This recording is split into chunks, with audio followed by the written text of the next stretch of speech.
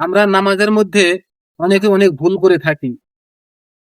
আমরা যারা জামাতে নামাজ পড়ি, হয়তো আমরা কেউ আছি জামাত শুরু হয়ে গেছে, কেউ যায় 1 রাকাত মিস করছি, 2 রাকাত মিস করছি, পিছনে যে আবার দাঁড়িয়ে গেছি, হয়তো 1 রাকাত পাইনি।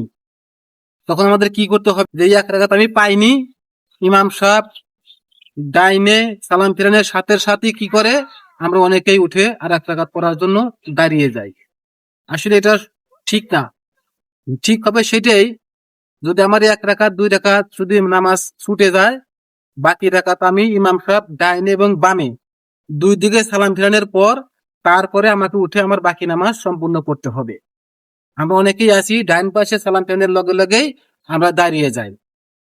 এটা হবে না। উদ্দেশ্য, আমরা যে একা নামাজ পড়ছি, উদ্দেশ্য ওইটাই, ইমাম সাহেবের নামাজ সম্পূর্ণ শেষ হতে হবে, তারপরে সে আমাকে দাঁড়াতে হবে।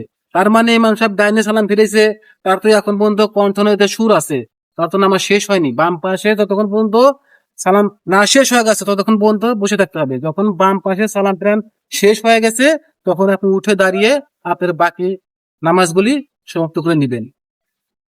ভিডিওটা যদি ভালো লাগে, আপনি ভিডিওটা অবশ্যই শেয়ার করে দিবেন, যাতে যারা আমরা না জানি ভিডিওটা দেখে জেনে তারা শিক্ষা গ্রহণ করতে পারি।